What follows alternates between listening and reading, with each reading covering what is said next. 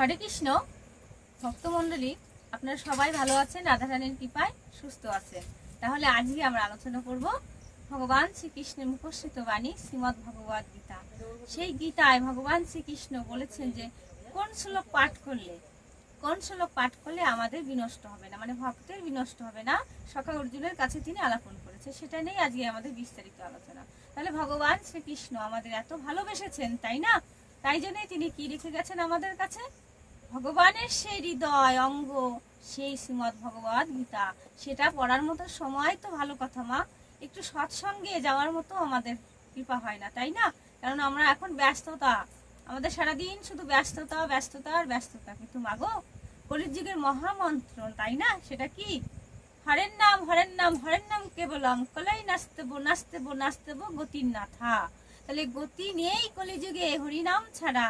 তাহলে ভগবানের সেই মুখশ্রিত বাণী রেখে গেছে ভগবান, যে এইটুকু রেখে গেছেন যে যদি এই অমৃত রস আমরা যদি নিয়ত পাঠ করি, তাহলে আমাদের কি হবে মা? আমাদের এপারের কথা তো ভালো কথা, পরকালের গতিটাও আমাদের হবে। ভগবানের এই গীতা নামক বৈতরণীতে যে উঠেছে, সেই অবশ্যই মুক্তি প্রদান লাভ হবে। তাহলে ভগবান শ্রীকৃষ্ণ অনাদের আদি, তিনি আমাদের কাছে রেখে গেছেন এই অমূল্য ধন। সেটা যদি আমরা গুরু কৃপায় একটু অবলম্বন করতে পারি, তাহলেই আমাদের সঠিক পথ আমরা অবশ্যই লাভ করব। তাহলে মা, আমরা এই যে শ্রীমদ্ ভগবদ গীতা, সেই গীতায় ভগবান শ্রীকৃষ্ণ তিনি আমাদের কতভাবে বুঝিয়েছেন না?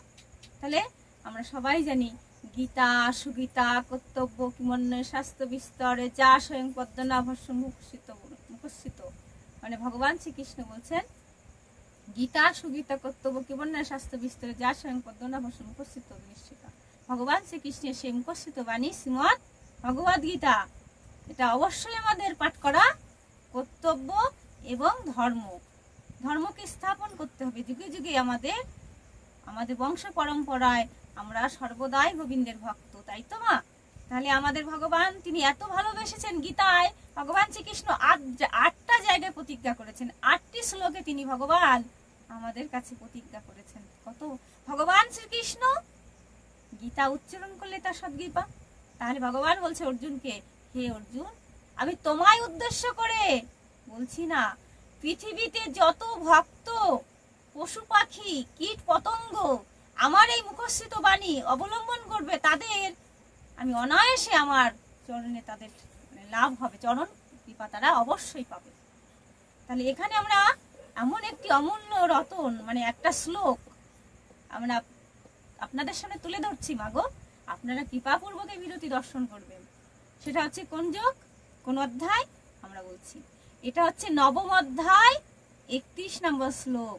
শ্রী ভগবান উবাচ, ভগবান শ্রীকৃষ্ণ কথা দিয়েছেন এই শ্লোকের মাধ্যম দিয়ে। তিনি কি বলেছেন? ভগবান উবাচ, ক্ষিপ্রম ভবতি ধর্মাত্মা সৎসল সতীম নিগচ্ছতি কৈতন্যপতি জানাহি নামে ভক্ত পুনঃসতি। ভগবান শ্রীকৃষ্ণ সখা অর্জুনকে বলছেন, সখা অর্জুন, হে ভারতকুল গৌরব অর্জুন, এই শ্লোক যিনি পাঠ করেন তিনি শীঘ্রই ধার্মিক হন, চিরশান্তি লাভ করেন, তিনি কখনো বিনষ্ট হন না। এবং ইহা তুমি জানিও, এবং জগতে আনন্দের সহিত সানন্দে তুমি জগতে এই গীতার জ্ঞান প্রচার করো। তাহলে কি হবে? আমার ভক্তের কখনো পরাজয় হবে না, আমার ভক্ত সর্বদাই বিজয় লাভ করবে, কখনো তার বিনষ্ট হবে না। ওমা, এই কথাটা আমাদের কথা না, শ্রীমান অর্জুনের কথাও না, শ্লোকটি ভগবান নিজে তিনি আমাদের কাছে ব্যাখ্যা করে গেছেন গীতায়।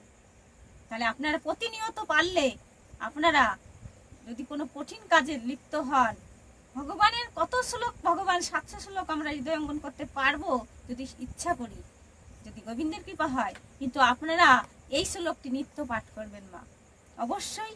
সেটা 9ম অধ্যায় 31 নম্বর শ্লোক। তাহলে অর্জুন ভগবানের সান্নিধ্যে এসেছিল, ভগবানের কৃপার্থী, ভগবানের অন্যতম শিষ্য, এবং তার অন্তরস্থলে জায়গা পেয়েছিল। তাহলে পৃথিবীতে অনন্ত কোটি ভক্ত ছিল মা। তাহলে আমাদের সখা অর্জুন তিনি পেয়েছিল এই অশেষ জ্ঞান। ভগবান বলছেন, তোমায় শুধু না, সমগ্র ব্যাপী বিশ্বময় সর্বধর্ম নির্বিশেষে আমার গীতা স্পর্শ করতে পারবে এবং অনুভূতিও করতে পারবে, যদি গুরুদেবের কৃপা হয়।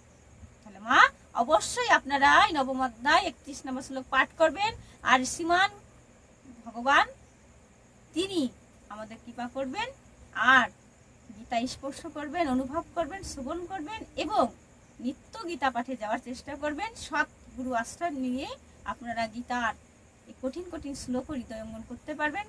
আর মা রাধা মানে আমাদের জগৎজননী, সেই আমার গর্ভধারিণী মা, তার থেকে যদি আমরা কৃষ্ণ কথা আস্বাদন করতে পারি তাহলে তো আমাদের ছোট থেকেই আমাদের একটা শিক্ষা থাকলো, তাই না? ঘরে ঘরে মা, আমাদের মা আছে কোন মা? সেই গীতা দেবী। গীতা দেবীকে অনুকরণ করবেন, তাহলে আপনাদের অনায়াসে এই গোলক বৈকুণ্ঠ ধামে ভগবানের সান্নিধ্যে আপনারা অবশ্যই যেতে পারবেন। ভালো থাকবেন, সুস্থ থাকবেন। আর এই ভগবানের মুখস্থিত বাণী আপনারা নিত্য পাঠ করবেন, বেশি বেশি করে, কেননা সময় চলে গেলে আর সাধন হবে না মা। তাই জন্য আপনারা সবসময় হরিনাম জপতে থাকবেন। তাহলে আজকের মতো এখানে আমরা ভিডিওটি বিশ্রাম রাখছি। তাহলে ভালো লাগলে লাইক, কমেন্ট, শেয়ার, সাবস্ক্রাইব এবং পাশে থাকা বেল আইকনটি ক্লিক করবেন। রাধে রাধে।